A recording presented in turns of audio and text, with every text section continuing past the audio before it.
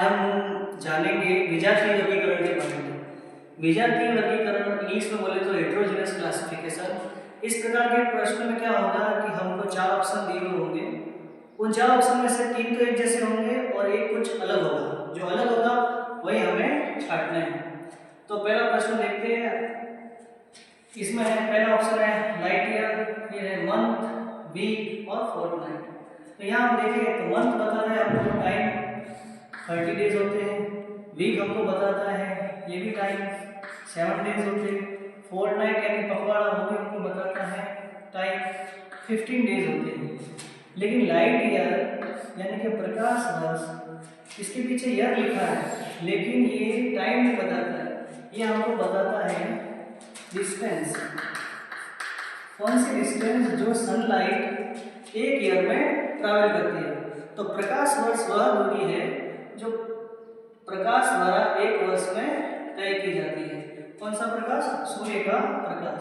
तो ये तीनों एक जैसे हो गए, जो टाइम बता रहे हैं और ये बता रहा है हमें डिस्टेंस या दूरी। इसका ऑप्शन हो जाएगा एक लाइट ईयर या हिंदी में कहे तो प्रकाश वर्ष। दूसरा प्रश्न देखते हैं। यहाँ पर उदयपुर, जयपुर, जोधपुर, कुशलगढ़, इन तीनों को अगर देखें तो ये तो है बड़े शहर है हमारे राजस्थान के, और कुशलगढ़ एक छोटी सी तहसील है। तो ये तीनों तो एक जैसे हो गए। जिला मुख्यालय भी है, बड़े शहर भी है, लेकिन कुशलगढ़ एक छोटी सी तहसील है। तो ये तीनों एक जैसे हो गए। जयपुर जोधपुर और उदयपुर, और कुशलगढ़ अलग है। तो आंसर हो जाएगा 4 कुशलगढ़। अब हम देखते हैं अगला प्रश्न। इसमें लिखा है दिसंबर, अप्रैल, मार्च, जनवरी। ऐसे तो हमको दिखेंगे तो चार एक जैसे एक महीनों के नाम है, लेकिन दिसंबर में हम देखें तो 21 दिन होते हैं, अप्रैल में 30 दिन, मार्च में 31 दिन और जनवरी में भी 31 दिन। तो दिसंबर, मार्च और जनवरी ये तीनों तो एक जैसे हो गए, और अप्रैल अलग हो गया, इसमें 30 डेज है। तो आंसर हो गया बी, अप्रैल। अगला प्रश्न देखते हैं। आई, ए, एस और ई, ये हमें एक तरीके से देखें तो इंग्लिश के अल्फाबेट ही हैं, लेकिन इनको भी अगर ध्यान से देखें तो आई भी वोवेल है, ए है वोवेल है, ई भी वोवेल है। तो ये तीनों क्या है? वोवेल, और एस कॉन्सोनेंट है। तो ये हो जाएगा अलग है, इसलिए आंसर हो जाएगा सी। आगे अगला प्रश्न देखते हैं।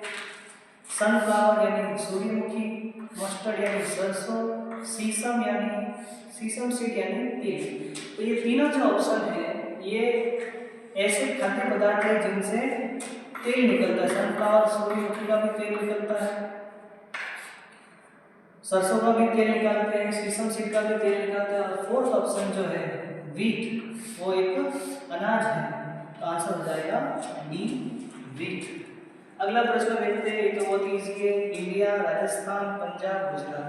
तो ये तीनों तो स्टेट्स हैं यानी कि राज्य हैं, और इंडिया है जो कंट्री है यानी कि देश है। इसका आंसर हो जाएगा ए।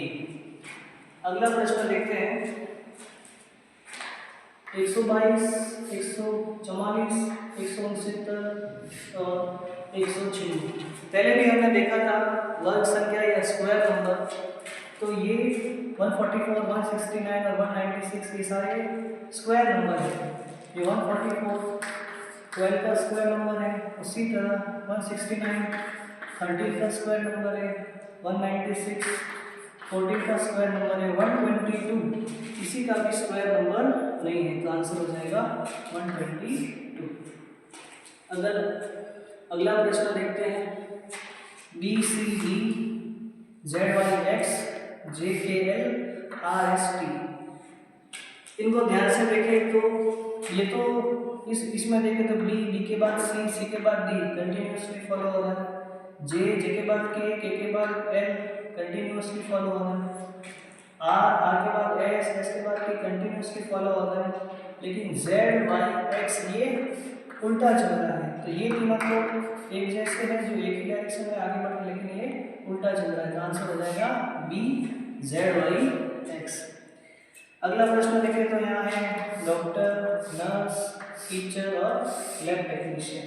डॉक्टर हॉस्पिटल से रिलेटेड है, नर्स भी हॉस्पिटल से रिलेटेड है, लेफ्ट टेक्नीशियन हॉस्पिटल से रिलेटेड है, लेकिन टीचर जो है स्कूल और कॉलेज से रिलेटेड है।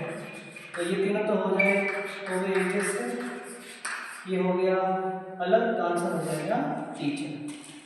अगला प्रश्न देखते हैं। फतेह साहब राजस्थान की लेक है, हिंदी में कहे तो झील। राजसमंद लेक है, जय समंदी लेक है, लेकिन जो चंबल है वो रिवर है। तो ये तीनों तो एक जैसे हो गए लेक्स, ये हो गया अलग चंबल, ये रिवर।